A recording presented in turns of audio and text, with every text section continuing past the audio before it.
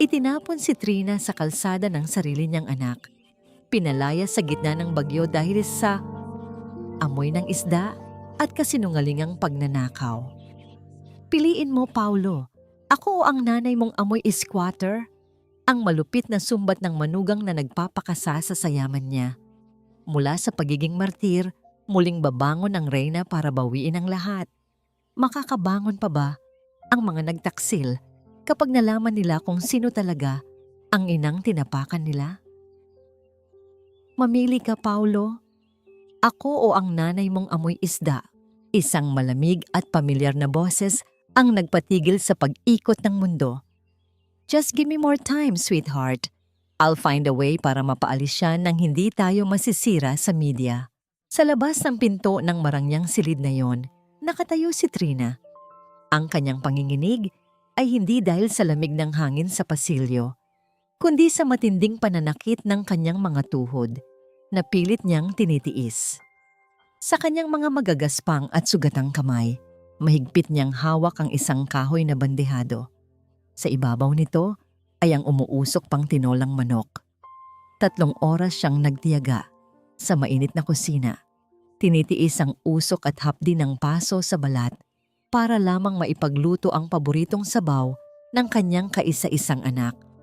Isang tahimik na alay ng pagmamahal na ngayon ay ibinasura lamang sa isang iglap. Walang luhang pumatak mula sa mga mata ng matanda, ngunit parang may mabigat na batong dumagan sa kanyang dibdib. Ang lalamunan niya ay tila sinakal ng kawalan ng pag-asa. Ang mga daliri niyang namumuti na sa sobrang higpit ng pagkakakapit sa bandehado ay nagsimulang mamanhid.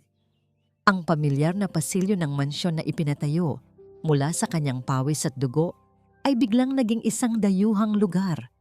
Isang malamig na bilangguan ng pagtataksil.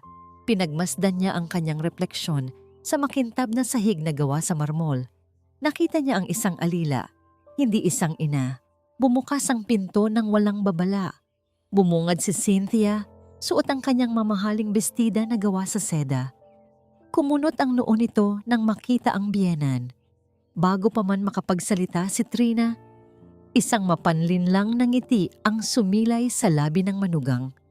Sa isang iglap, mabilis na hinubad ni Cynthia ang kanyang diamanteng singsing at pasimpleng inihulog ito sa bulsa ng kupasing apron ni Trina. Oh my God! Magnanakaw! Ang boses ni Cynthia ay umaalingaw-ngaw sa buong mansyon, punong-puno ng pekeng gulat at pandidiri. Paulo, tingnan mo ang nanay mo. Nahuli ko siyang ninanakaw ang singsing ko. Matagal ko nang sinasabi sa'yo, hindi nabubura ang pagiging hampas lupa. Lumabas si Paulo, maayos at kagalang-galang tingnan sa kanyang suot na mamahaling pajama. Tiningnan niya ang kanyang ina. Sinubukan ni Trina na umiling. Ang mga mata ay nagmamakaawa. Umaasang kilala siya ng batang pinalaki niya nang may dangal. Umiling siya habang pilit na iniaabot ang bandehado ng pagkain. Umaasang ang amoy ng sabaw ay magpapaalala sa kanyang anak ng kanilang nakaraan. Mula sa kabilang pasilyo, tumakbo ang 7 taong gulang na si Angel. Niyakap ng bata ang mga binti ng kanyang lola. Ang kanyang maliit na boses ay nanginginig sa takot, ngunit puno ng tapang. Hindi po magnanakaw si Lola. Mabait po siya. Isang marahas na palad ang mabilis na dumapo sa pisngi ng musmos. Tumilapon si Angel sa sahig. Naiwan ang mapulang marka sa kanyang inosenteng mukha. Gumungo ang buong pagkatao ni Trina. Nabitawan niya ang bandehado. Kumalat ang sabaw at pira-pirasong laman ng manok sa makintab na sahig. Ang sakit ng paninirang puri ay wala kumpara sa nakitang pananakit sa kaisa-isang taong nagmamahal sa kanya. Tumingala si Trina kay Paulo, naghihintay ng pagtatanggol mula sa haligi ng tahanan. Naghihintay siyang yakapin ng kanyang anak ang sariling bata at ipagtanggol ang kanyang ina. Ngunit umiwas ng tingin ang kanyang anak. Mas pinili nitong protektahan ang pekeng dangal kaysa sa katotohanan. Itinaas ni Paulo ang kanyang kamay at itinuro ang labas ng bahay. Ayokong lumaki ang anak ko na may lola na magnanakaw. Malamig na wika ni Paulo, Ang boses ay walang bakas ng pagmamahal. Lumayas ka rito. Huwag mo nang hintaying tumawag pa ako ng gwardya. Walang lumabas na salita sa bibig ni Trina. Yumuko siya at dahan-dahang binuhat ang umiiyak na si Angel. Ikinulong niya ang bata sa kanyang mga bisig at tuluyang humakbang palabas ng naglalakihang pinto ng mansyon, papunta sa kawalan. Ang patuloy na pagbuhos ng ulan ay parang matatalim na yelong tumutusok sa kanilang balat. Ang hangin ay walang pangingimi kung humampas. Hinubad ni Trina ang kanyang manipis na sweater at ibinalot ito sa panginginig na katawan ni Angel. Iginamit niya ang sariling init upang protektahan ang bata laban sa kalupitan ng mundo. Sa bawat hakbang papalayo sa bahay na yon, pakiramdam niya ay iniiwan niya ang kanyang kaluluwa. Sa di kalayuan, sa isang madilim na kanto ng kalsada, isang itim na sasakyan ang tahimik na nakaparada.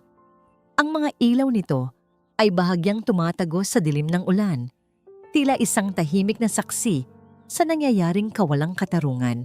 Bumibigat ang paghinga ng bata sa kanyang mga bisig.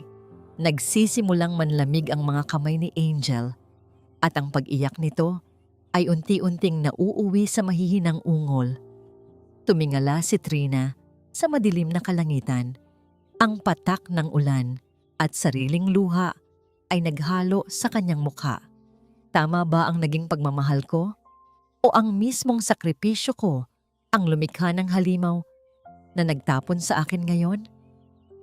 At higit sa lahat, aabot ba sila sa umaga kung unti-unti nang nawawalan ng init ang batang yakap niya? Ang lamig na unti-unting yumayakap sa munting katawan ni Angel ay parang patalim na pilit umiiwa sa natitirang katinuan ni Trina. Nauubos na ang huling patak ng kanyang pag-asa nang biglang hinawi ng liwanag mula sa isang sasakyan ang makapal na kurtina ng ulan. Ang malalaking gulong nito ay marahas na sumagasa sa baha bago tuluyang huminto sa kanilang harapan. Mula sa loob ay nagmamadaling lumabas si Attorney Ramos, ang tapat na abogado ng pamilya na higit 3 dekada nang naglilingkod sa Rosa Foundation. Wala siyang pakialam kahit mabasa ang kanyang mamahaling suit, mabilis niyang binuksan ang kanyang payong upang silungan ang maglola. Bakas ang labis na pagkabigla at matinding awa sa mukha ng matandang abogado nang makita ang kalunos-lunos na kalagayan ni Trina. Senyora Trina, oh Diyos ko, what have they done to you?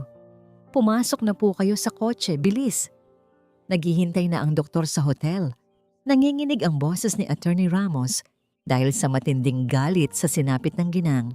Sa isang marangyang suite sa pinakamataas na palapag ng isang hotel sa Makati, tahimik na nakaupo si Trina sa gilid ng malambot na kama. Balot na ng makapal at mainit na kumot si Angel, payapang natutulog matapos suriin at painumin ng gamot ng pribadong doktor. Sa kabilang banda, nanatiling suot ni Trina ang kanyang basang-basang damit. Ang tubig mula sa kanyang kupasing apron ay unti-unting tumutulo at bumabakat sa mamahaling carpet, ngunit nakatitig lamang siya sa kawalan. Ang kanyang kaluluwa ay tila naiwan sa tapat ng pintuan kung saan siya itinaboy ng sarili niyang kadugo. Lumapit si Attorney Ramos at maingat na inilapag ang isang makapal na leather folder sa ibabaw ng glass table. Senyora, the 10-year period you requested is over. Mahinahong panimula ng abogado. Tapos na ang palugit ng trust fund.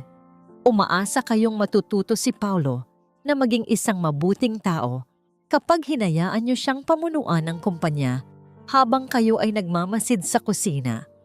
But he failed you. Wala siyang pagmamahal sa kapwa at higit sa lahat, tinapakan niya ang nag-iisa niyang ina. Kayo na po ang bahala. Ang lahat ng kapangyarihan ay naghihintay na ibalik sa inyo. Hindi umimik si Trina.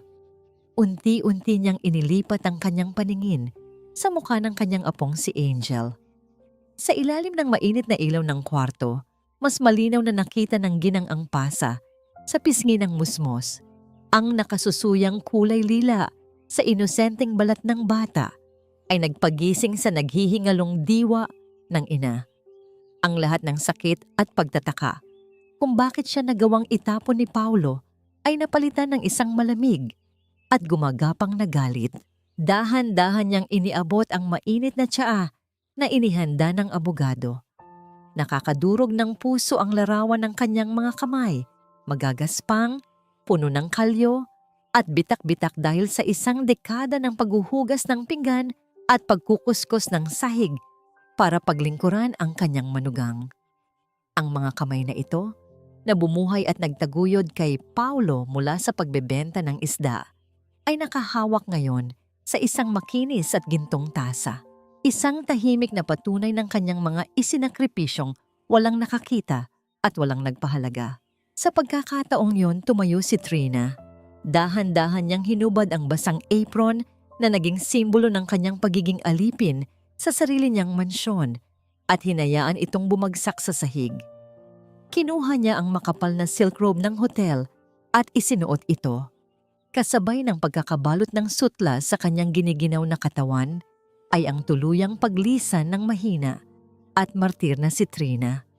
Ang babaeng nakatayo ngayon sa harap ng malaking bintana na nakatanaw sa nagkikislapang ilaw ng buong syudad ay ang tunay na nagmamay-ari ng Villarreal Holdings.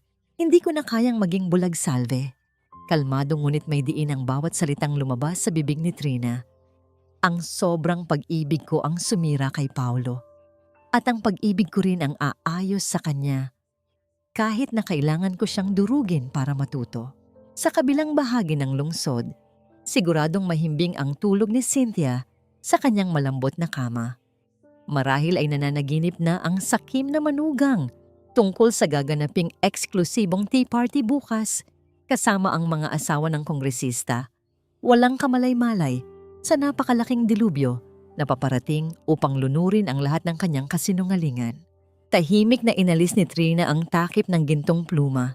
Inilapit niya ito sa pahina ng mga dokumentong inihanda ni Attorney Ramos, ang mga formal na utos upang i-freeze ang lahat ng bank accounts ng pamilya at ang tuluyang pagtanggal kay Paulo bilang CEO.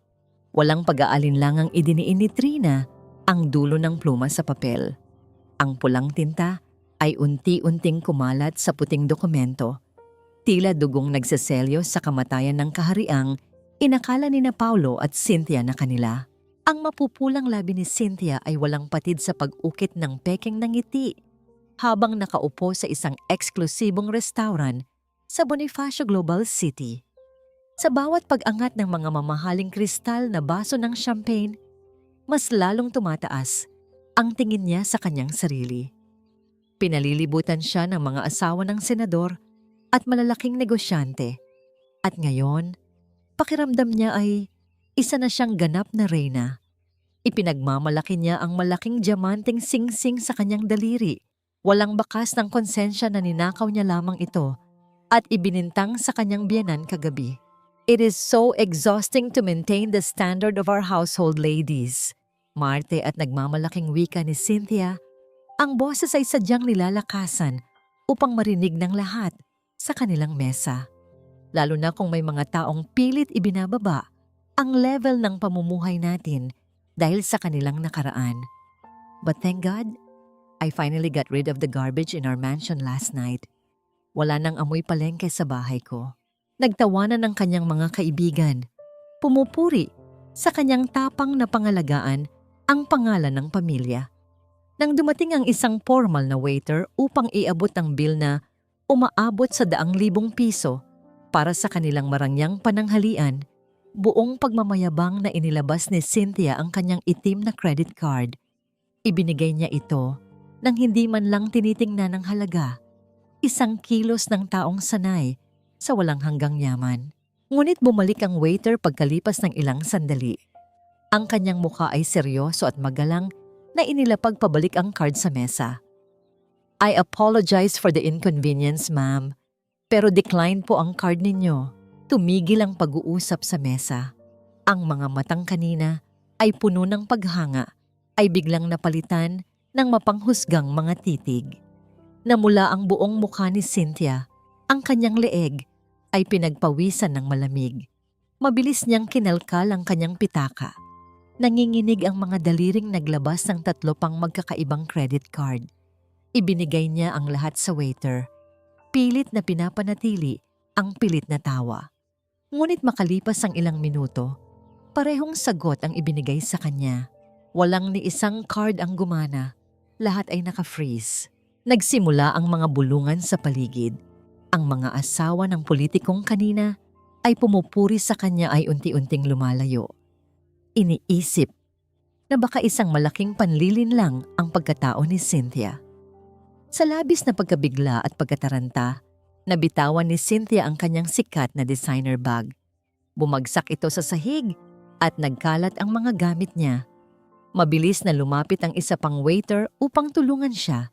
Ito ang mismong tauhan na sinigawan at tinapunan niya ng tubig kahapon dahil sa maling order. Kinuha ng waiter ang bag at sa isang mahinahon, ngunit sadyang nagpaparinig na boses, sinabi nito, "Heto po ang replica bag ninyo, ma'am. Mag-iingat po kayo. Madali pong masira ang mga pekeng gamit." Gumuho ang mundo ni Cynthia sa harap ng kanyang mga kaibigan. Ang kahihiyang unti-unting lumalamon sa kanyang katauhan ay hindi niya matakasan. Sa ilalim ng mesa, nanginginig niyang kinuha ang kanyang telepono at pasimpleng nagpadala ng mensahe upang humingi ng saklolo sa isang lihim na kakilala. Nagbabaka sakaling may taong tutulong sa kanya bago siya tuluyang malunod sa kahihiyan. Sa kabilang bahagi ng lungsod, nakaupo si Paulo sa kanyang malawak na opisina sa pinakamataas na palapag ng Villarreal Holdings. Patuloy ang mabilis na pagtipa ng kanyang mga daliri sa keyboard, ngunit ilang ulit nang lumalabas ang pulang babala sa kanyang screen. Access denied. Hindi niya mabuksan ang anumang account ng kumpanya. Bago pa man siya makatawag ng IT personnel, bumukas ang malaking pinto ng kanyang opisina. Pumasok si Attorney Ramos, kasunod ang 4 na malalaking lalaking mula sa security head office. Walang nangiti o bakas ng paggalang sa mukha ng matandang abogado. Inilapag nito ang isang makapal na dokumento sa ibabaw ng makintab na mesa ni Paulo. Ang pamagat nito ay sapat na upang magpatigil sa pag-ikot ng mundo ng binata. Notice of Termination and Immediate Asset Forfeiture. Anong kalokohan ito, attorney? Galit na sigaw ni Paulo, tumayo at tinapik ng malakas ang mesa upang igiit ang kanyang autoridad. Ako ang CEO ng kumpanyang ito. Hindi niyo ako pwedeng paalisin. I want to speak to the chairman of Rosa Foundation. Ngayon din, sino ba ang nagmamay-ari ng pondo ko? Tinitigan siya ni Attorney Ramos nang may matinding awa at pandidiri. Isang tingin na ibinibigay sa isang taong sinira ang sariling buhay. Huminga ng malalim ang abogado bago binitawan ang mga salitang tatapos sa kayabangan ni Paulo. Siya ang inang pinalayas mo sa ulan kagabi, Paulo. Ang babaeng tinawag ninyong magnanakaw at amoy isda ang nag-iisang nagmamay-ari ng lahat ng tinatapakan mo ngayon. Nanigas si Paulo. Ang lahat ng dugo sa kanyang katawan ay tila bumaba sa kanyang mga paa. Ang alaala ng kanyang ina na panginginig sa lamig habang yakap si Angel ay nagbalik sa kanyang isipan. Sinusundan ng katotohanang ibinasura niya ang nag-iisang taong nagtayo ng kanyang kaharian. Bago pa man siya makabawi sa pagkagulat, hinawakan siya sa magkabilang braso ng mga gwardiya. Walang paggalang siyang kinaladkad palabas ng kanyang opisina.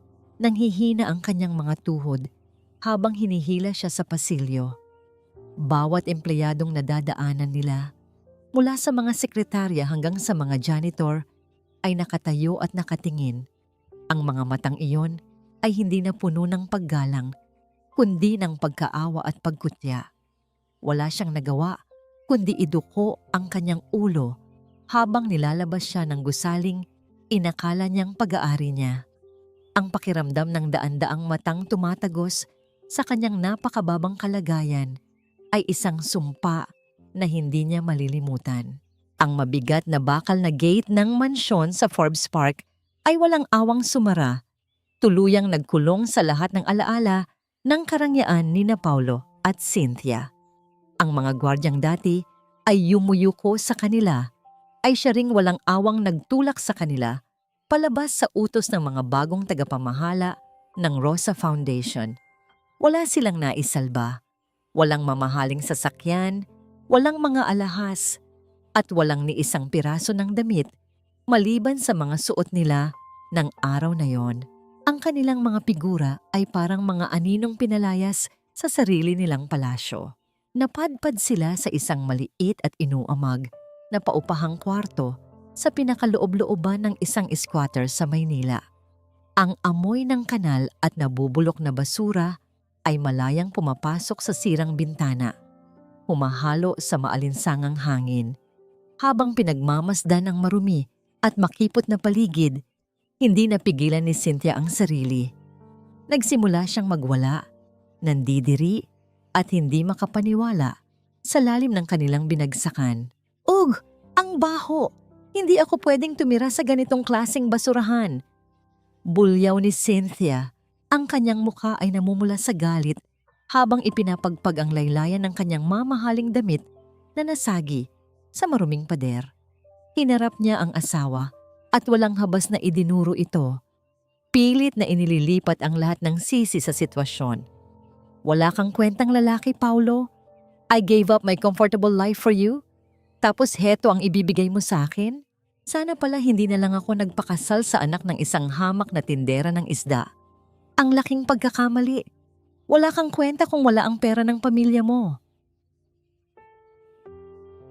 Tinitigan ni Paulo ang babaeng pinakasalan niya. Sa gitna ng pagrereklamo at matatalim na paninisi nito, unti-unting nabasag ang maskara ng kanyang asawa.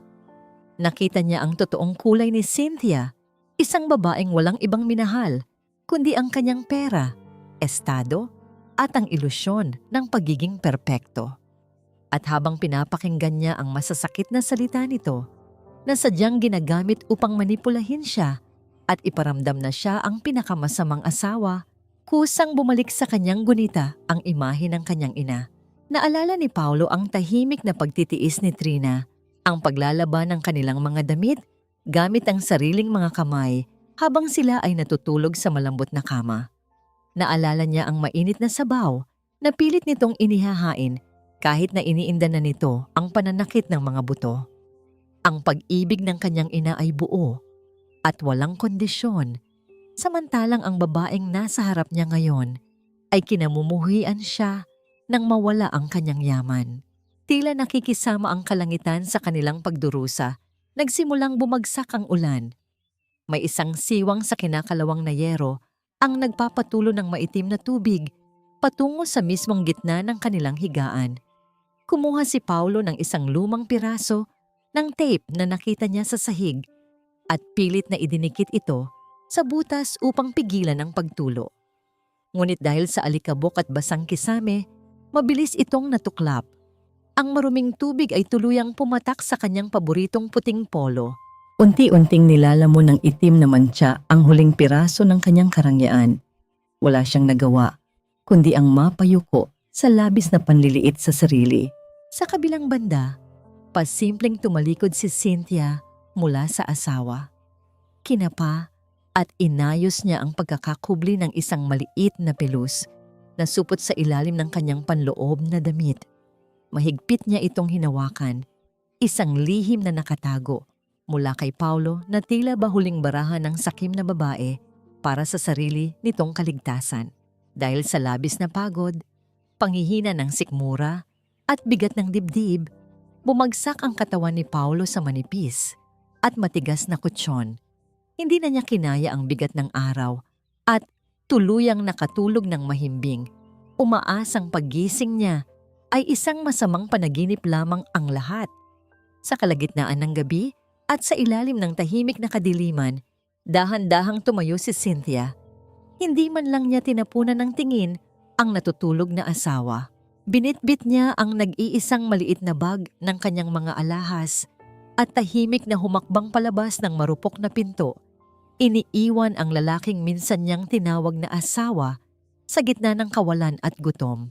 Ang naiwang blangko at malamig na espasyo sa tabi ng higaan Nagmulat ng mga mata si Paulo.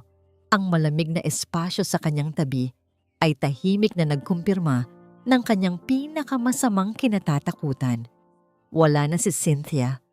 Mabilis siyang bumangon. Pilit na hinahagilap ang maliit na bag ng kanyang asawa sa dilim ng inuamag na kwarto. Ngunit wala siyang nakita. Kinapa niya ang kanyang mga bulsa para sa natitirang barya.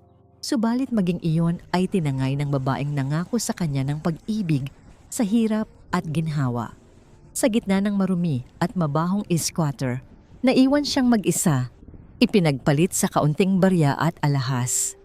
Ang pagkamulat niya sa katotohanan na ang asawa niya ay linta na sumipsip ng kanyang yaman ay nag-iwan ng sugat na mas malalim pa sa anumang pisikal na sakit.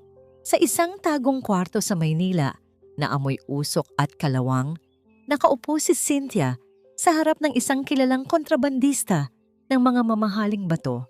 Mayabang niyang inilabas ang maliit na pelus na supot mula sa kanyang dibdib at ibinuhos ang nilalaman nito sa ibabaw ng mesa.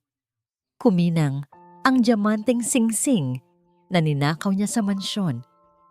May kumpiyansa niyang hiningi ang halaga nito na sapat upang makapagsimula siya ng bagong buhay sa ibang bansa at takasan ng asawang wala ng silbi para sa kanya. Maingat na sinuri ng kontrabandista ang singsing gamit ang kanyang maliit na lupon ng salamin.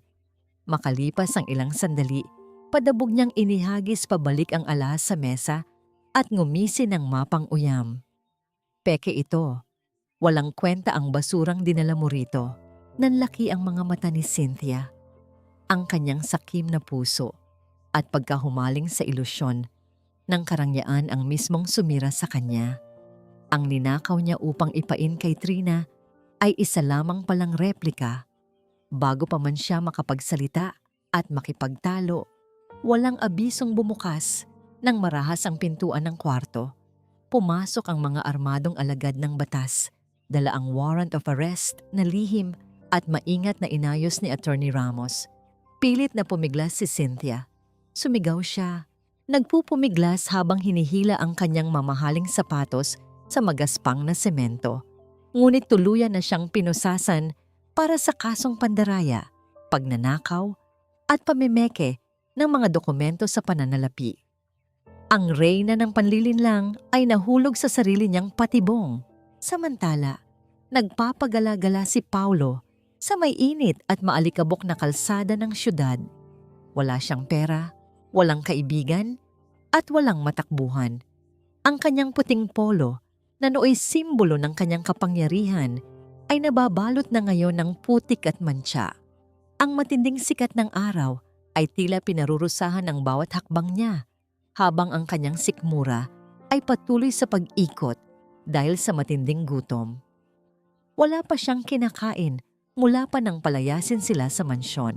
Huminto siya sa gilid ng isang makipot na eskinita nang mahagip ng kanyang paningin ang isang tuyo at matigas na piraso ng tinapay na itinapon sa tabi ng kalsada. Tinitigan niya ito ng matagal. Ang dating bilyonaryong CEO na sanay magtapon ng mga mamahaling steak ay unti-unting nanginig ang mga tuhod hanggang sa mapaluhod sa mainit na aspalto. Nilunok niya ang lahat ng natitira niyang yabang at dahan-dahang pinulot ang maruming tinapay. Habang isinusubo niya ang matigas na pagkain upang maibsan ang hapdi ng tiyan, kusang bumuhos ang masaganang luha sa kanyang mga mata. Sa bawat pagnguya niya, ay naalala niya ang paboritong tinolang manok ng kanyang ina na tinabig niya pabagsak sa sahig. Naiintindihan na ngayon ang halaga ng pagkaing pinaghirapan. Lingid sa kanyang kaalaman mula sa madilim at saradong bintana ng isang itim na sasakyan na nakaparada sa di kalayuan. Isang pares ng nagmamasid na mga mata ang tahimik na lumuluha. Nakamasid si Trina sa pagdurusa ng kanyang anak. Nakakuyom ang kanyang mga kamao upang pigilan ang sariling bumaba at yakapin si Paulo. Alam niyang kailangan nitong dumaan sa apoy upang matunaw ang bato sa kanyang puso. Pinilit ni Paulong tumayo at maglakad patungo sa isang abalang intersection. Ngunit hindi na kinaya ng kanyang nanghihinang katawan. Nanlabo ang kanyang paningin. Sa gitna ng mga nagdaraang sasakyan at nagmamadaling mga tao, tuluyang bumagsak ang kanyang payat na katawan sa nakapasong kalsada at nilamon siya ng kadiliman ang matinding pagkauhaw at panunuyo ng lalamunan. Muling nagkamalay si Paulo sa ilalim ng nakakapasong sikat ng araw. Natagpuan niya ang sarili sa labas ng malaking tarangkahan ng isang malawak na bodega ng bigas. Hinanghina at nanginginig ang mga binti. Nilapitan niya ang tagapamahala ng imbakan. Ibinaba niya ang lahat ng natitira niyang dignidad at nagmakaawang bigyan siya ng kahit anong trabaho, kapalit lamang ng isang mainit na pagkain. Hindi niya alam na ang malaking pasilidad na ito ay isa sa mga kawanggawa na pag-aari ng Rosa Foundation. Tinanggap siya bilang isang kargador. Ang mga balikat na dati ay binalot ng mga pinakamamahaling tela at seda ay napilitang bumuhat ng mabibigat na sako ng bigas.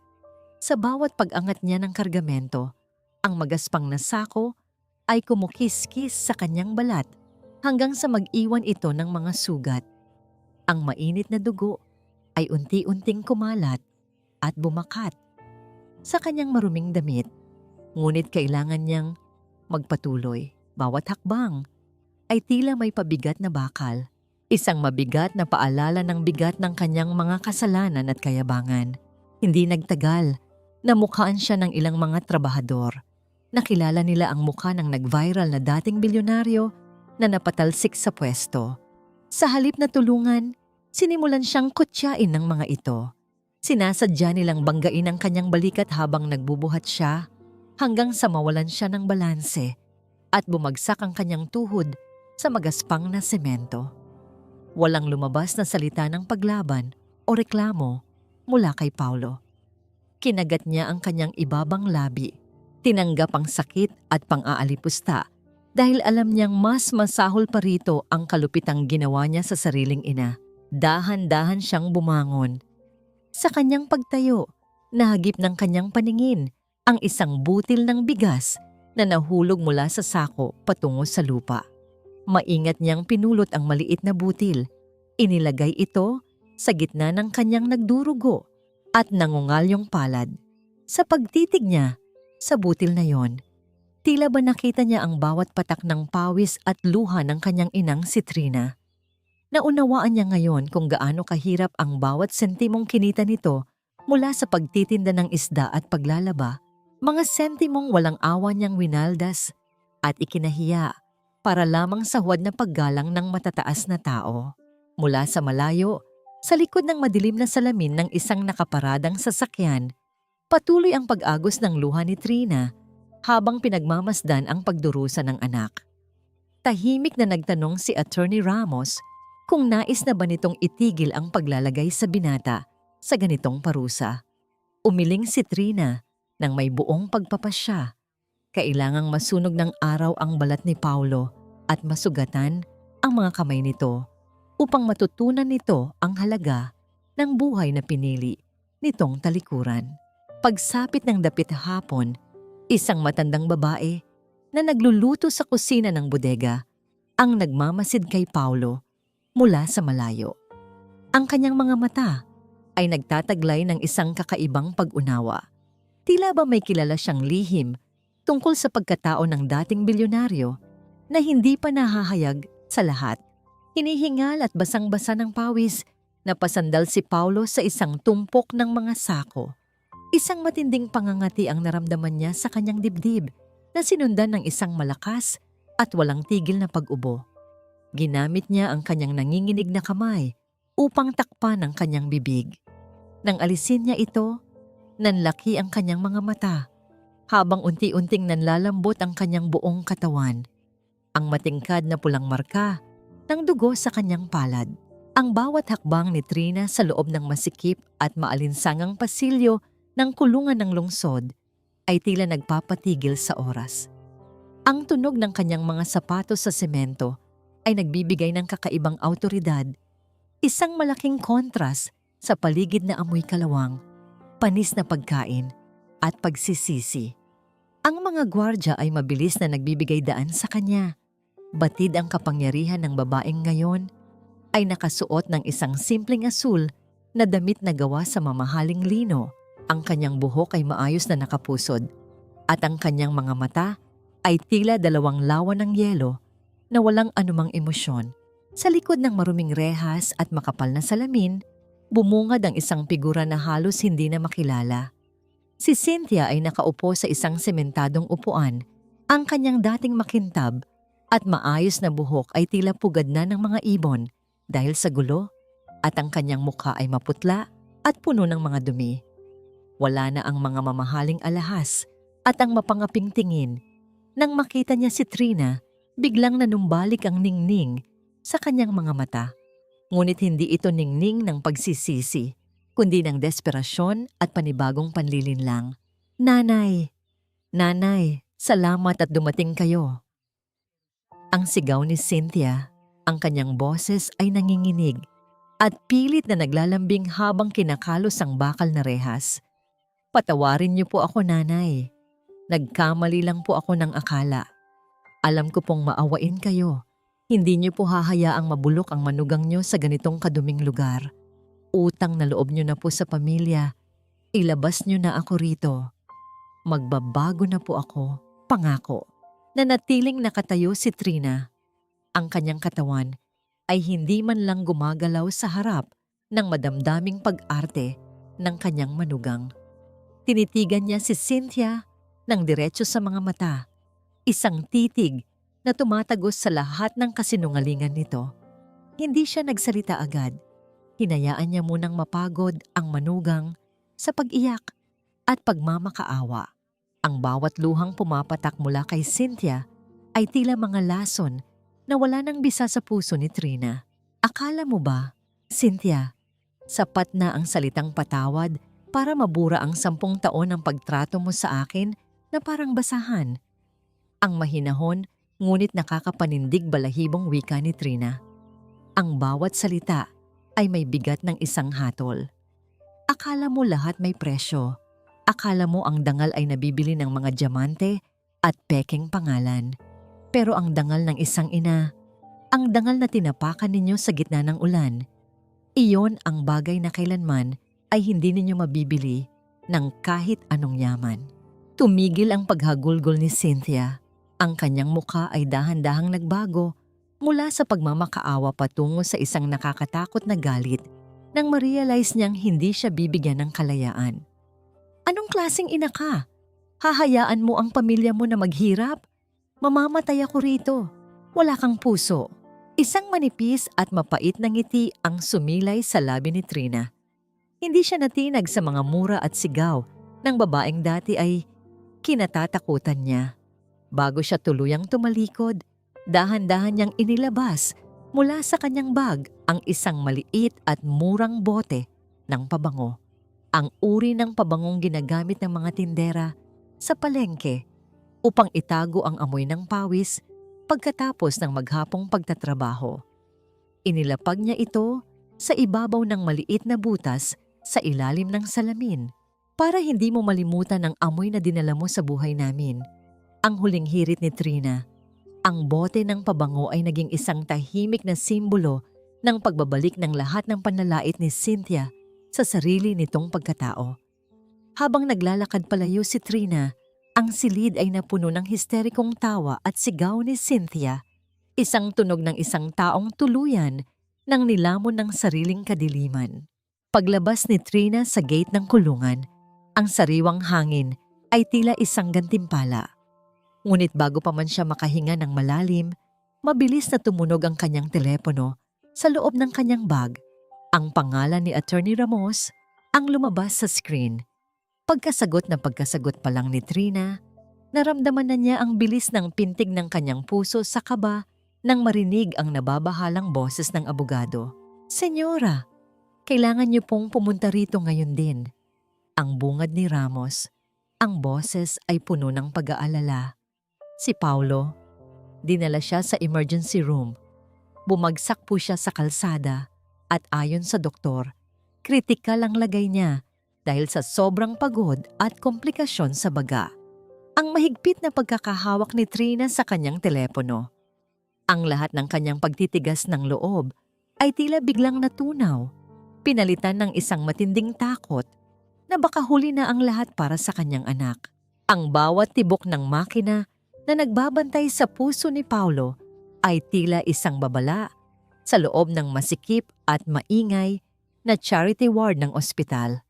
Ang amoy ng alkohol, gamot at pawis ng maraming pasyente ay humahalo sa maalinsangang hangin, isang malupit na paalala kung gaano kalayo ang ibinagsak ni Paulo mula sa kanyang malambot at mabangong silid sa Forbes Park.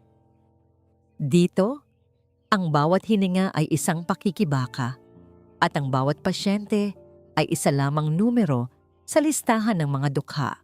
Pumasok si Trina sa loob ng ward na ang mga balikat ay tila pasa ng buong mundo. Sa kabila ng kanyang marangyang suot, ang kanyang mga hakbang ay mabigat at puno ng pag-aalinlangan. Nang marating niya ang kinalalagyan ni Paulo, halos hindi niya makilala ang kanyang sariling anak. Ang dating makinis at mapuputing balat nito ay naging tuyot at maputla. Ang mga pisngi ay lumubog at ang mga kamay na dati ay puro pluma lamang ang hawak ay balot na ngayon ng mga gasgas at maitim na mantsa mula sa bodega. Isang matinding hapdi ang gumuhit sa dibdib ni Trina.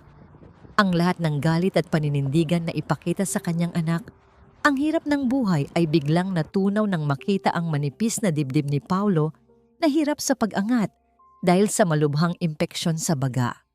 Dahan-dahang lumapit ang ina at hinawakan ang nanginginig na kamay ng anak. Ang lamig ng balat ni Paulo ay nagpadala ng kuryente ng takot sa buong pagkatao ni Trina. Anak! Ang pabulong na sambit ni Trina, ang kanyang boses ay nanginginig at halos hindi marinig sa gitna ng ingay ng ospital. Ang isang luha ay kumawala sa kanyang mga mata at pumatak sa tuyong labi ni Paulo. Mula sa kanyang dalang bag, inilabas ni Trina ang isang bagay na itinago niya sa loob ng maraming taon. Ito ay isang lumang kumot na gawa sa makapal na tela. May mga tahi ng tagpi sa gilid at kupas na ang kulay. Ito ang mismong kumot na ginamit ni Trina 10 taon na ang nakalilipas upang bitbitin si Paulo sa kanyang likuran habang naglalakad siya sa gitna ng ulan patungo sa palengke. Dahan-dahan niyang inilatag ang kumot sa katawan ni Paulo. Tila ba ibinabalot niya ang kanyang anak sa lahat ng kanyang pag-ibig at proteksyon na pilit niyang ipinagkait nitong mga huling araw. Yumuko si Trina at idiniin ang kanyang noo sa kamay ni Paulo. Sa sandaling iyon, ang lahat ng kapangyarihan ng Rosa Foundation at ang lahat ng yaman sa mundo ay walang halaga. Siya ay isa lamang ina na nagmamakaawa sa langit na huwag bawiin ang buhay ng kanyang anak na naligaw ng landas. Nang makita niyang bahagyang gumalaw ang mga daliri ni Paulo, mabilis na tumayo si Trina at pinahid ang kanyang mga luha. Alam niyang hindi pa ito ang tamang oras para magpakita. Ayaw niyang isipin ni Paulo na tapos na ang kanyang pagkatuto dahil lamang sa awa. Dahan-dahang lumabas si Trina ng ward. Ang kanyang puso ay naiiwan sa tabi ng kama ni Paulo. Pag-alis niya, dahan-dahang nagmulat ng mga mata si Paulo. Ang kanyang paningin ay malabo. Ngunit ang unang bagay na naramdaman niya ay ang pamilyar na amoy. Amoy ng tuyong dudu, luya at ang banayad na bango ng kanyang pagkabata. Ang amoy ng tinolang manok ng kanyang ina. Nang mapansin ni Paulo ang lumang kumot na nakabalot sa kanya, nanlaki ang kanyang mga mata sa gitna ng panghihina. Hinawakan niya ang tela. Ang bawat hibla nito ay nagpapaalala sa kanya ng mga gabing nilalamig siya noon at ang kanyang ina ang nagsisilbing init.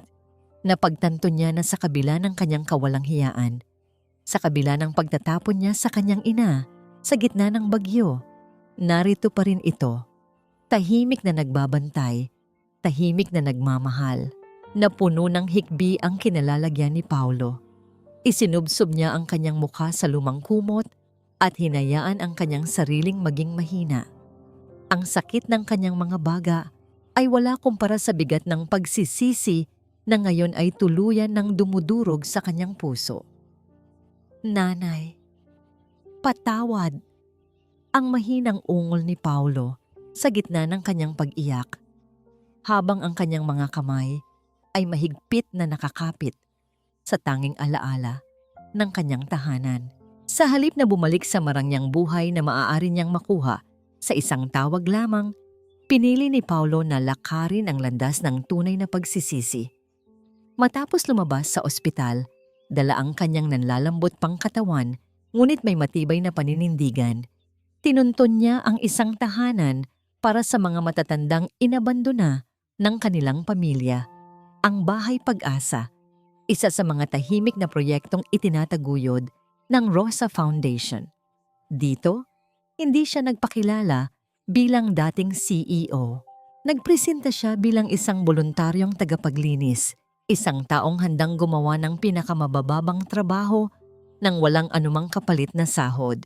Ang bawat araw ni Paulo ay nagsisimula sa amoy ng sabon, klorina, at ang masangsang na amoy ng dumi na dulot ng katandaan. Ang mga kamay na dati ay sanay lamang sa pagpindot ng mga mamahaling gadget ay abala ngayon sa pagkukuskos ng mga inuamag na pader ng banyo at paglalaban ng mga kumot na nabahiran ng ihi at sakit.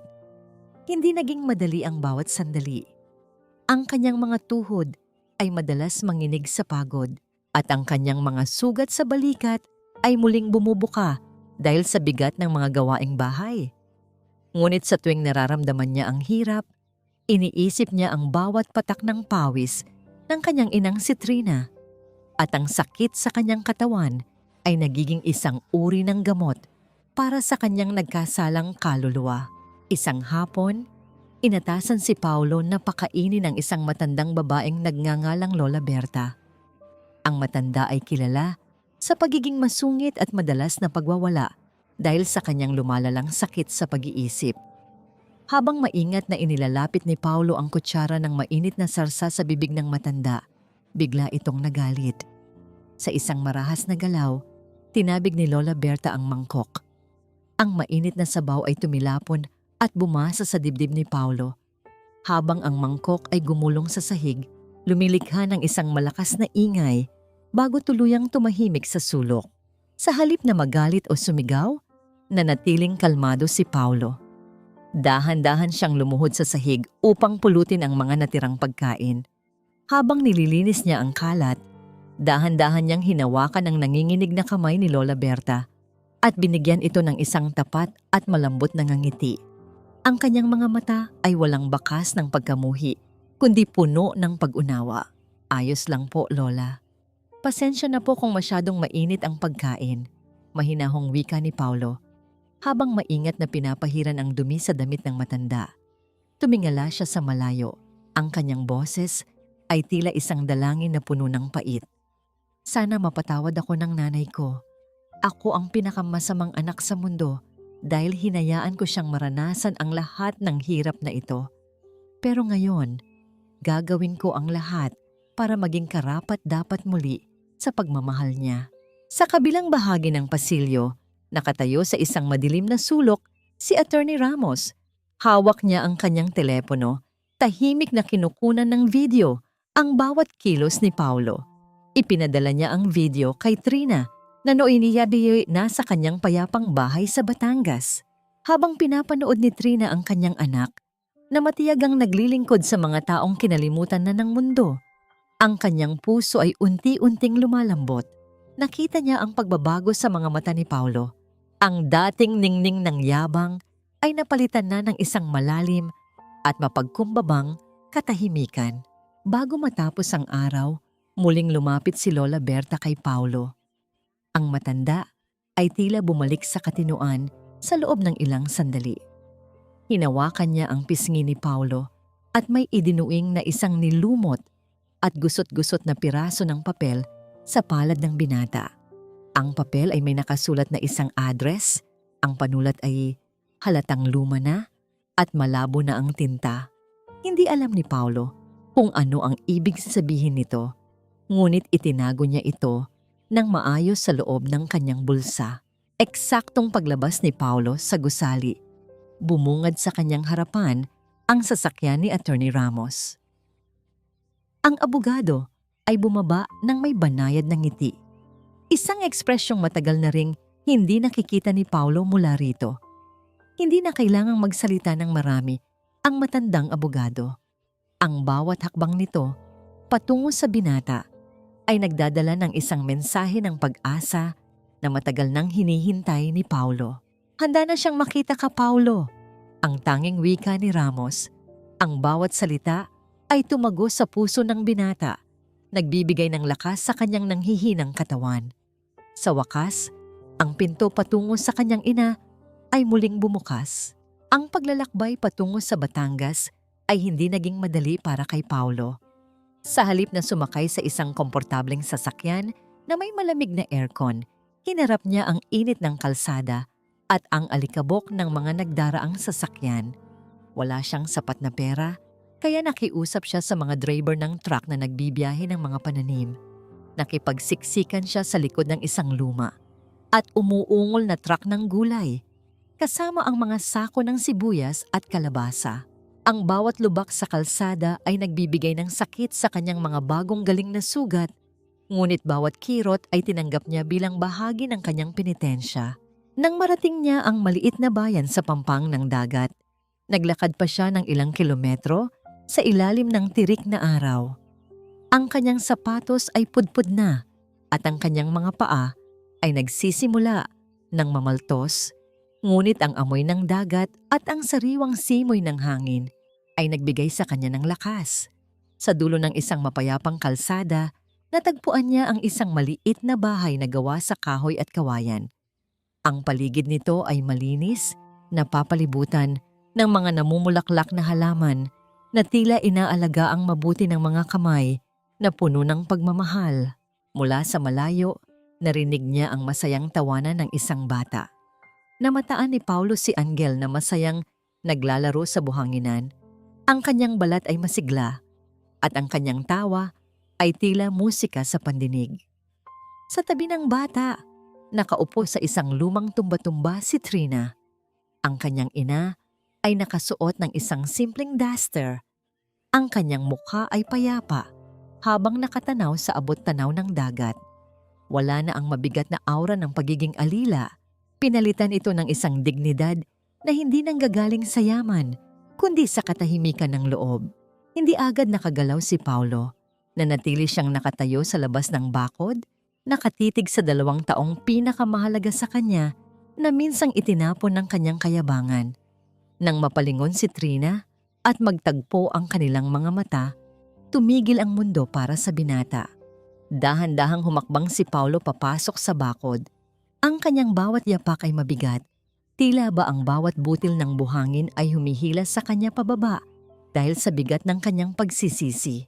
Nang makalapit na siya sa paanan ng kanyang ina, kusa at dahan-dahang lumuhod si Paulo sa tuyong lupa. Hindi siya tumitingin sa mga mata ni Trina dahil sa labis na kahihiyan. Sa halip, kinuha niya ang nanginginig na kamay ng kanyang ina at maingat itong idinikit sa kanyang noo. Ang sagradong syutsi ng pagmamano na matagal na niyang kinalimutan. Ang kanyang mga balikat ay nagsimulang gumanit at ang mga luha na matagal niyang pinipigilan ay tuluyan ng pumatak at bumasa sa mga paa ni Trina. "Nanay, nandito na po ang anak ninyo." Ang tanging nabigkas ni Paulo sa gitna ng kanyang paghikbi. Walang lumabas na galit o sigaw mula kay Trina, ngunit ang katahimikan nito ay mas nakakabingi kaysa sa anumang sermon. Napansin ni Angel ang pagdating ng kanyang ama. Tumakbo ang bata patungo sa kanya, ngunit sa halip na yumakap agad, tumitig muna ito sa madungis at pagod na hitsura ni Paulo. Kumuha si Angel ng isang maliit at basang bimpo mula sa isang timba ng tubig sa tabi at dahan-dahang pinahiran ang mga mantsa ng putik at alikabok sa mukha ng kanyang ama. Ang bawat haplos ng maliliit na kamay ng bata ay tila isang gamot na humihilom sa mga sugat sa puso ni Paulo. "Huwag ka nang umiyak, Papa. Malinis na po ang mukha mo." Ang pabulong na wika ni Angel na lalong nagpaiyak sa binata. Dahan-dahang binawi ni Trina ang kanyang kamay mula sa pagkakahawak ni Paulo. Ang kanyang paggalaw ay hindi marahas, ngunit may isang uri ng distansya na nagpapahiwatig na hindi pa tapos ang lahat. Tiningnan niya ang kanyang anak mula ulo hanggang paa, ang mga sugat, ang mga kalyo sa kamay, at ang pagpapakumbaba sa mga mata nito. Huminga ng malalim ang matanda. Ang tunog ng hangin mula sa kanyang dibdib ay sumabay sa mahina at paulit-ulit na paghampas ng mga alon sa pampang. Akala mo ba, Paulo, ang pagpunta mo rito ay sapat na para burahin ang bawat patak ng ulan na tiniis ko sa labas ng pinto mo? Ang malamig na tanong ni Trina. Ang kanyang boses ay tila isang banta na maaaring bumali sa natitirang pag-asa ng kanyang anak. Nanatiling nakayuko si Paulo, naghihintay sa susunod na sasabihin ng kanyang ina na magtatakda kung siya ba ay muling tatanggapin sa loob ng tahanan o mananatiling isang dayuhan sa sarili niyang pamilya. Hindi po, Nay. Alam ko pong kahit habang buhay akong lumuhod dito sa harap ninyo, hindi iyon sasapat para bayaran ang bawat patak ng luhang idinisgrasya ko sa inyo. Hindi ko po hinihiling na burahin ninyo ang nakaraan. Gusto ko lang pong hayaan ninyo akong pagsilbihan kayo sa hinaharap. Ang boses ni Paulo ay nanginginig sa pagitan ng bawat hikbi. Hindi na siya naghintay ng sagot. Tumayo siya ng may paninindigan at nagsimulang kumilos nang hindi inuutusan. Nilapitan niya ang tumpok ng mga panggatong sa gilid ng bakod at sinimulan itong ayusin ng maayos. Ang kanyang mga kamay na dati ay sanay lamang sa pagpindot ng mamahaling kagamitan ay mabilis na nagkaroon ng mga bagong gasgas mula sa mga tuyong kahoy, ngunit tila wala na siyang nararamdamang hapdi. Sa loob ng sumunod na ilang oras, naging abala si Paulo sa mga gawaing bahay na dati ay itinuturing niyang gawain ng mga alila. Nag-igib siya ng tubig mula sa poso sa dulo ng kalsada, bit-bit ang dalawang mabigat na timba na nagpapangiwi sa kanyang mga balikat. Sa bawat buhos ng tubig sa malaking tapayan, nararamdaman niya ang unti-unting paghuhugas sa dumi ng kanyang konsensya. Pinanood siya ni Trina mula sa bintana. Ang kanyang mukha ay nanatiling blangko, ngunit ang kanyang mga mata ay hindi nakakalampas sa bawat paghihirap ng anak. Nang sumapit ang dapit hapon, ang langit ay nagkulay kahel at lila na sumasalamin sa malawak na dagat ng Batangas. Lumapit si Paulo sa pintuan ng bahay, hiningal at basang-basa ng pawis, ngunit may isang uri ng liwanag sa kanyang mukha na matagal nang nawala. Nakita niya si Trina na naghahanda ng hapunan. Ang amoy ng bawang at sibuyas na ginigisa ay pumuno sa maliit na espasyo, isang amoy na nagpabilis sa tibok ng puso ni Paulo dahil sa pananabik. Dahan-dahang lumapit si Trina sa kanyang anak. Bit-bit ang isang baso ng malamig na tubig at isang malinis na tuwalya. Inabot niya ito kay Paulo nang walang anumang salita. Ang simpleng pagkilos na yon ay tila isang malaking pinto na bahagyang bumukas para sa binata. Habang pinapahira ni Paulo ang kanyang leeg, napansin niya ang isang lumang litrato sa ibabaw ng maliit na altar. Ang litrato ng kanyang ama na may hawak na isang malaking isda at nakangiti ng buong tapat. Noong namatay ang tatay mo, ipinangako ko sa kanya na hinding-hindi ko hahayaang maging marumi ang puso mo. Ang pabulong na wika ni Trina, ang kanyang boses ay puno ng pait at pag-alala. Tinupad ko ang pangako ko sa kanya sa loob ng maraming taon hanggang sa hinayaan kong lamunin ka ng pera at ng babaeng yon. Kasalanan ko rin kung bakit ka naging ganyan, Paulo. Masyado kitang minahal, kaya nakalimutan kitang turuan kung paano maging tao. Ang mga salitang ito ay tila mas masakit pa kaysa sa anumang sampal na natanggap ni Paulo. Yumuko siya, tinanggap ang bigat ng katotohanan na maging ang kanyang ina ay sinisisi ang sarili sa kanyang mga pagkakamali. Sa pagkakataong yon, isang munting detalye ang kumuha sa atensyon ni Paulo. Nakita niya ang isang sirang bahagi ng sahig na gawa sa kawayan na pilit na itinatago ni Trina sa ilalim ng isang basahan. Tahimik na kinuha ni Paulo ang kanyang mga gamit at sinimulang ayusin ang sira. Ang kanyang mga galaw ay maingat at puno ng pagmamahal. Tila ba bawat pako na kanyang itinabaon ay isang pangako ng pagbubuo sa kanilang pamilya. Habang ang gabi ay unti-unting lumalalim at ang tunog ng mga kuliglig ay nagiging mas malakas kaysa sa alon, isang itim na sasakyan ang dahan-dahang huminto sa tapat ng kanilang bakod. Hindi ito ang sasakyan ni Attorney Ramos. Ang bintana nito ay dahan-dahang bumaba at isang pares ng mga matang puno ng inggit at galit ang nakatingin sa payapang eksena sa loob ng bahay. Sino ang taong nasa loob ng sasakyan na tila may masamang balak sa muling nabubuong kapayapaan ng maglola? At ano ang nakatagong lihim sa likod ng address na ibinigay ng matandang babae mula sa bahay Kalinga na maari pang magpabago sa kapalaran ni Paulo? Ang bawat pintig ng kaba sa dibdib ni Paulo ay tila sumasabay sa mabagal na pagbaba ng bintana ng itim na sasakyan. Ang kintab ng mamahaling pintura nito ay isang malupit na paalala ng mundong tinalikuran na niya. Isang mundong puno ng pagkukunwari at panlilinlang. Lumabas mula sa loob ang isang lalaking nakasuot ng dekalidad na barong, si Marco, ang dati niyang matalik na kaibigan at kasosyo sa negosyo na naging lihim na kaalyado ni Cynthia sa tangkang pagpabagsak sa pamilya Villarreal. Ngumisi si Marco habang pinagmamasdan ang pawisang katawan ni Paulo at ang magaspang nitong mga kamay na may hawak pang martilyo. Ang kanyang tawa ay tila isang matalim na kuko na kumakamot sa katahimikan ng gabi sa Batangas. Look at you, Paulo. Ang dating hari ng Makati ngayon ay tila isang hamak na karpintero sa tabing dagat.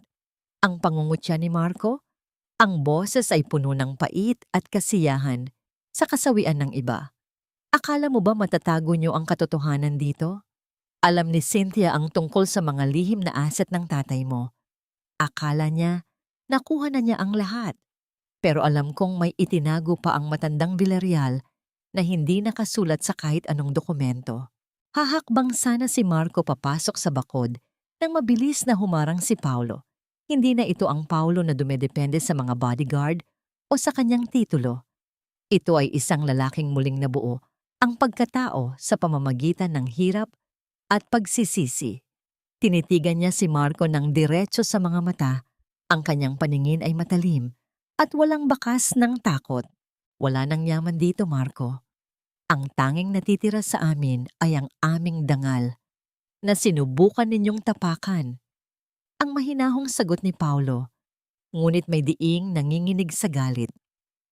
Umalis ka na bago ko makalimutan na sinusubukan kong maging mabuting tao. Huwag na huwag mong tatangkain na gambalain ang katahimikan ng nanay ko. Lumabas si Trina mula sa loob ng bahay. Ang kanyang tindig ay tuwid at ang kanyang mga mata ay nagpapakita ng isang uri ng kapangyarihan na hindi kailangan ng salapi. Hindi siya natinag sa presensya ng lalaking naging bahagi ng pagtataksil sa kanyang pamilya.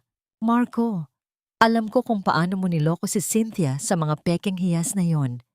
Ang malamig na wika ni Trina, ang boses ay sadyang ibinaba upang maging mas nakakatakot. Huwag mong isipin na dahil nandito kami sa probinsya, ay wala na akong mata sa lungsod. Ang bawat sentimong ninakaw mo sa kumpanya ay unti-unti nang binabawi ni Attorney Ramos. Umalis ka na habang may sasakyan ka pang magagamit pa uwi. Ang bawat salita ni Trina ay tila isang sampal ng katotohanan na nagpabura sa ngisi ni Marco. Sa labis na inis, padabog na bumalik ang lalaki sa kanyang sasakyan. Ang pag-ikot ng mga gulong sa buhanginan ay lumikha ng isang maingay na paghampas ng alikabok bago ito tuluyang nawala sa dilim. Nang muling bumalik ang katahimikan, naramdaman ni Paulo ang panghihina ng kanyang mga tuhod. Napaupo siya sa baitang ng kanilang hagdanan, hinihingal at tila pasan ang bigat ng nakaraan. Sa gitna ng katahimikan, naalala niya ang gusot na papel sa kanyang bulsa, ang address na ibinigay ni Lola Berta mula sa bahay Kalinga. Dahan-dahan niyang inilabas ang papel at binasa itong muli sa ilalim ng liwanag ng buwan. Ang address na yon ay tumutukoy sa isang lumang bodega sa pantalan ng Maynila. isang lugar na matagal nang kinalimutan ng pamilya Villarreal. Nay, may ibinigay sa akin ng isang matanda sa charity home. Pabulong na wika ni Paulo habang ipinapakita ang papel kay Trina. Address ito ng lumang bodega ni tatay. Bakit kaya ito ibinigay sa akin ni Lola Berta?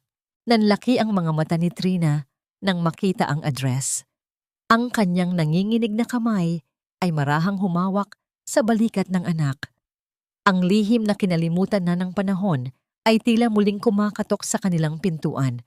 Dala ang isang katotohanang maaaring maging susi sa kanilang tuluyang paglaya o sa panibagong panganib. Iyan ang lugar kung saan unang nagtago ang tatay mo nung nagsisimula pa lang kaming mangarap. Ang pabulong na sagot ni Trina, ang kanyang boses ay puno ng misteryo. May isang bagay na itinago doon ng tatay mo na tanging ang taong may tapat na puso lamang ang makakahanap. Akala ko ay kasama yon sa nawala noong panahon ng krisis, pero mukhang may dahilan kung bakit ito muling lumitaw ngayon. Ang misteryo ng lumang bodega ay tila isang hamon na kailangang harapin ni Paulo. Ngunit sa likod ng address na yon, may isa pang lihim na hindi alam ni Paulo. Ang matandang si Lola Berta ay hindi lamang basta pasyente sa bahay Kalinga.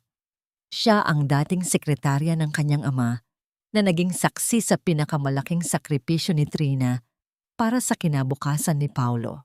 Malamig ang hangin sa madaling araw nang magpasya si Paulo na lisanin ang katahimikan ng Batangas upang harapin ang nakaraan sa Maynila. Hindi siya sumakay sa marangyang sasakyan. Dala lamang niya ang lumang backpack at ang paninindigan na hanapin ang katotohanang matagal nang nakabaon sa alikabok ng panahon. Bago siya umalis, iniabot ni Trina sa kanya ang isang kalawanging susi na nakatago sa loob ng isang maliit na sisidlan ng gamot. Ang haplos ng kamay ng kanyang ina sa kanyang palad ay tila isang basbas na nagbibigay ng lakas sa kanyang nanghihinang loob. Pagdating sa pantalan ng Maynila, bumungad sa kanya ang amoy ng dagat, kalawang at krudo. Ang lumang bodega ay nakatayo sa isang madilim na sulok, tila isang higanting sugatan na kinalimutan na ng sibilisasyon. Ang bawat hakbang ni Paulo sa maruming semento ay lumilikha ng mahihinang yabag na umaalingaw-ngaw sa katahimikan ng paligid. Nang ipasok niya ang susi sa lumang kandado, narinig ang pagpihit ng kinalawang na bakal, isang tunog na tila nagbubukas ng isang sugat na matagal nang hindi naghilom. Sa loob ng bodega, ang mga sinag ng araw ay tumatagos sa mga butas ng bubong na lumilikha ng mga guhit ng liwanag sa gitna ng makapal na alikabok. Walang ginto o mamahaling gamit. Ang bumungad sa kanya ay mga lumang timba, tuyong lambat ng isda, at isang matandang lamesang kahoy na puno ng mga ukit ng mga numero. Ang mga kinita ni Trina noong nagsisimula pa lamang siyang magtinda sa palengke. Sa ilalim ng lamesa, natagpuan ni Paulo ang isang maliit na baul na gawa sa nara. Nanginginig ang mga kamay ni Paulo habang binubuksan ang baul. Sa loob nito ay hindi mga alahas, kundi ang mga lumang notebook ng kanyang ama. Sa bawat pahina nakasulat ang mga sakripisyo ni Trina. Ngayong araw, hindi kumain si Rosa para may pambili ng gatas si Paulo. Ipinagsangla ni Rosa ang kanyang huling hikaw para sa matrikula ng anak. Ngunit ang pinakanakakapanindig balahibong natuklasan niya ay ang isang liham na may mantsa ng tuyong luha.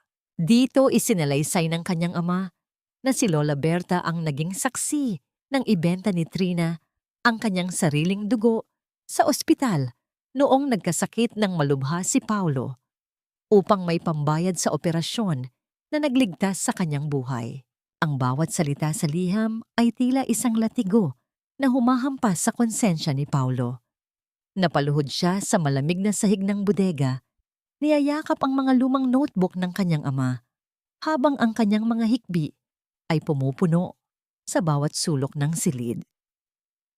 Ang imperyong Villarreal na kanyang ipinagyabang ay hindi itinayo sa ginto, kundi sa dugo, gutom, at bawat himaymay ng laman ng kanyang ina. Ang amoy ng alikabok at kalawang sa bodega ay naging amoy ng kabanalan para sa kanya, ang dambana ng tunay na pag-ibig ni Trina. Sa gitna ng kanyang pagluha, naramdaman ni Paulo ang isang malamig na presensya sa kanyang likuran. Hindi siya nag-iisa sa loob ng bodega. Isang anino ang dahan-dahang gumagalaw sa dilim, at ang tunog ng pagkasa ng isang baril ay bumasag sa katahimikan. Salamat sa paghahanap ng baul, Paulo. Ang boses ni Marco ay muling umalingaw-ngaw, puno ng kasakiman. Ngayong nahanap mo na ang mga dokumento ng pagmamay-ari ng lupang kinalalagyan ng pantalan na ito, maaari mo na itong ibigay sa akin kung ayaw mong dito na magtapos ang iyong pagsisisi.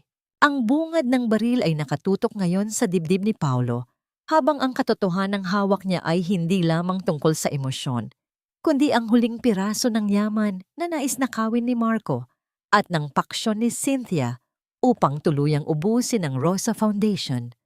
Mula sa nostalhikong sakit patungo sa matinding pagsisisi at pagkamuhi sa sarili, bago magtapos sa matinding takot at panganib.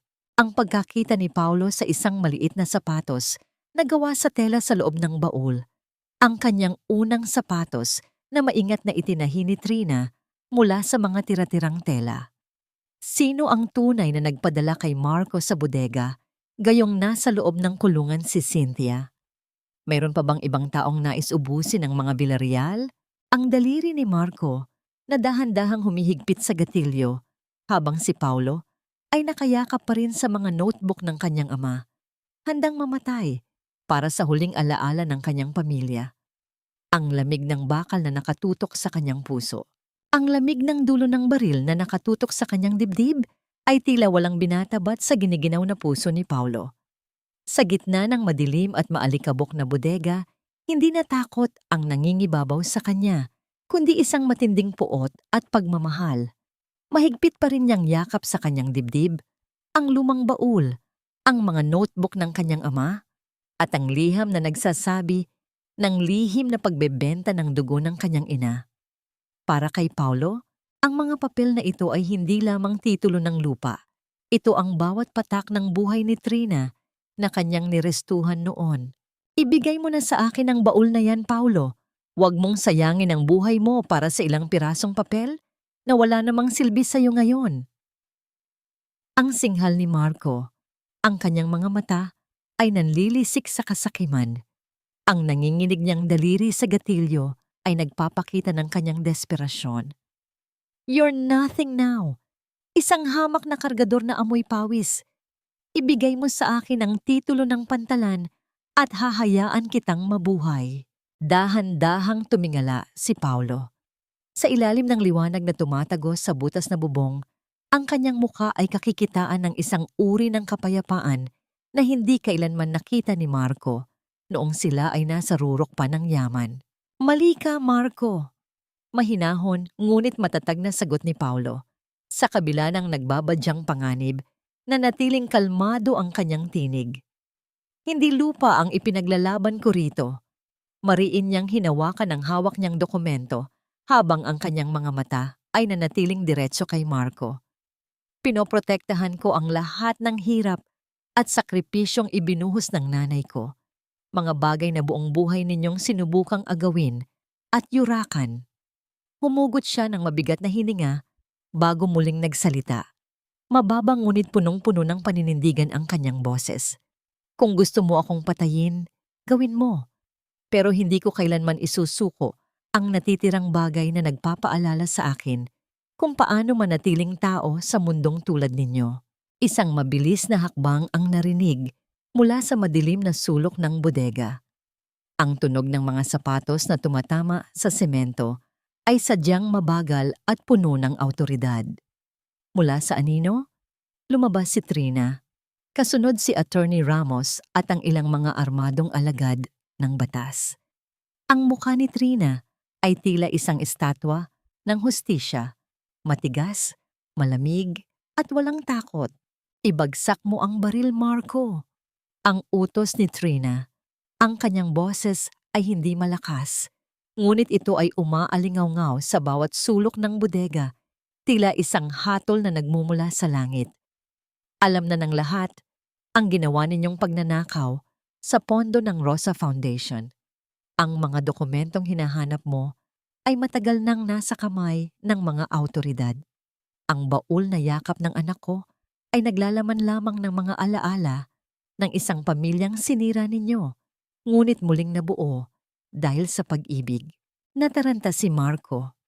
Ang kanyang mga mata ay pabalik-balik kay Paulo at kay Trina.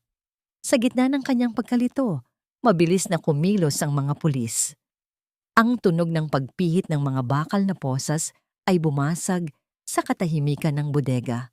Sinubukan ni Marco na sumigaw, na magmura, ngunit ang kanyang tinig ay tila nalunod sa bigat ng kanyang sariling mga kasalanan. Habang kinalakalad siya palabas, ang anino ng kanyang kasakiman ay unti-unti ring naglaho sa loob ng bodega. Naiwan ang mag-ina sa gitna ng katahimikan at alikabok. Dahan-dahang lumapit si Trina kay Paulo na nananatili pa ring nakaluhod sa sahig. Yakap-yakap ang baul. Ang matinding emosyon ay bumaha sa pagitan nila. Walang kailangang sabihin. Ang bawat hininga nila ay puno ng pagsisisi at pagpapatawad. Inabot ni Trina ang kanyang kamay at dahan-dahang hinaplos ang magulo at maduming buhok ng kanyang anak. Sa unang pagkakataon, matapos ang mahabang panahon, ang haplos na yon ay hindi puno ng pagtatago o pananakit, kundi ng purong pagmamahal ng isang ina. Tumayo ka na, Paulo, ang pabulong na wika ni Trina. Ang kanyang mga mata ay nagniningning sa namumuong luha. Tapos na ang bagyo. Nahanap mo na ang tunay na kayamanan na itinago ng tatay mo para sa iyo. Tumayo si Paulo at sa wakas ay naititigan niya ang kanyang ina nang walang halong kahihiyan. Niyakap niya si Trina ng mahigpit, isang yakap na tila naggagapos sa lahat ng kanilang mga sugat. Ang amoy ng alikabok sa bodega ay unti-unting napalitan ng amoy ng bagong pag-asa. Ang bawat butil ng alikabok na sumasayaw sa sinag ng araw ay tila mga saksi sa muling pagsilang ng isang anak at ang tagumpay ng isang inang hinding-hindi sumuko. Mula sa matinding tensyon at banta ng kamatayan patungo sa ganap na kaligtasan at ang pinakahihintay na emosyonal na pagtatagpo ng mag-ina. Ang sandali ng bitawan ni Paulo ang baul upang yakapin ang kanyang ina, ipinapakita na ang buhay ni Trina ay mas mahalaga kaysa sa anumang diamante o titulo ng lupa. Ano ang magiging kapalaran ng Rosa Foundation ngayong malinis na ang pangalan nito? At paano haharapin ni Paulo ang kanyang bagong simula nang wala ang karangyaang dati niyang kinagisnan? Isang huling sulyap ni Trina sa lumang lamesa ng kanyang asawa, tila may ibinubulong na pasasalamat sa hangin bago nila tuluyang lisanin ang bodega patungo sa liwanag ng umaga. Ang init ng yakap na naging panlaban sa lahat ng lamig ng nakaraan. Ang sikat ng araw sa Batangas ay tila isang mainit na yakap na nagpapahayag ng isang bagong simula. Ang alat ng dagat at ang bango ng mga namumulaklak na kalachuchi sa bakod ay nagbibigay ng isang uri ng kapayapaan na hindi kailanman matatagpuan sa loob ng mga pader na gawa sa semento at salapi. Sa maliit na bahay sa Pampang, ang ingay ng mga alon ay nagsisilbing oyay sa isang pamilyang dumaan sa pinakamalakas na bagyo ng buhay. Sa loob ng selda ng pambansang bilangguan, malayo sa payapang dagat, si Cynthia ay nakaupo sa isang sulok. Ang kanyang mga mata ay blangko at walang ningning. Patuloy na hinihimas ang kanyang walang lamang daliri. Ang kanyang isip ay tuluyan ng nilamon ng dilim at kasakiman. Wala na siyang maalala kundi ang kislap ng isang diamanteng singsing na sa katotohanan ay wala namang halaga. Ang kanyang parusa ay hindi lamang ang rehas, kundi ang kawalan ng kakayahang makaramdam ng tunay na pag-ibig. Isang bilangguang siya mismo ang nagtayo para sa kanyang sarili. Sa Batangas, hindi na nakasuot ng mamahaling suit si Paulo. Ang kanyang suot ay isang simpleng puting sando at pantalon. Ang kanyang balat ay masigla at kulay kape dahil sa pagtatrabaho sa ilalim ng araw. Hindi siya bumalik sa pagiging CEO ng Villarreal Holdings. Sa halip, pinili niyang maging tagapamahala ng maliit na kooperatiba ng mga mangingisda sa kanilang bayan. Tinitiyak na bawat sentimong kinikita ng mga dukha ay napupunta sa kanilang pamilya. Tuwing hapon, makikita siyang kalaro ni Angel sa buhanginan. Tinuturuan ng bata na ang tunay na kayamanan ay hindi nahahawakan, kundi nararamdaman sa bawat tawa at yakap. Isang tanghali, ang amoy ng tinolang manok ay muling humahalimuyak mula sa kusina ni Trina.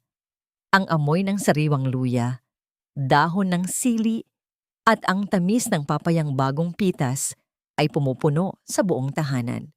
Ito ang amoy ng kanyang pagmamahal, ang amoy na minsang ikinahiya ni Paulo. Ngunit ngayon ay siyang nagbibigay sa kanya ng lakas upang gumising sa bawat umaga. Dahan-dahang inihain ni Paulo ang mga pinggan sa mesa. Hinila ang upuan para sa kanyang ina nang may buong paggalang. Naupo ang 3 henerasyon sa tapat ng isang payak na salo-salo. Kinuha ni Paulo ang kanyang kutsara at humigop ng mainit na sabaw. Ang tunog ng paglunok sa mainit na likido ay sinundan ng isang mahabang buntong hininga ng kasiyahan. Ito ang pinakamasarap na pagkain sa buong mundo, ma. Ang pabulong na wika ni Paulo, habang ang isang butil ng luha ng kaligayahan ay dahan-dahang gumulong sa kanyang pisngi. Salamat, dahil hindi ninyo ako sinukuan noong naliligaw ako. Hinawakan ni Trina ang kamay ng kanyang anak sa ibabaw ng mesa. Ang kanyang mga mata ay puno ng kapatawaran at kapayapaan. Ang pag-ibig ng isang ina, Paulo, ay parang dagat. Maaaring magkaroon ng malalakas na alon at bagyo, pero hinding-hindi ito natutuyo. Ang mahalaga ay natuto kang lumangoy pabalik sa dalampasigan. Sa huling pagkakataon, ang bawat sugat sa kanilang puso ay tila tuluyan ng naghilom. Ang aral ng kanilang buhay ay malinaw. Ang yaman ay maaaring mawala sa isang iglap. Ang dangal ay maaaring madungisan ng panandaliang pagkakamali. Ngunit ang tunay na pag-ibig at pagsisisi ang siyang tanging makakapagpabalik sa atin sa tunay nating tahanan. Ang dapit hapon ay dahan-dahang lumulubog sa abot tanaw na nag-iiwan ng isang gintong guhit sa ibabaw ng dagat. Isang pangako na ang bawat pagtatapos ay simula lamang ng isang mas maliwanag na bukas.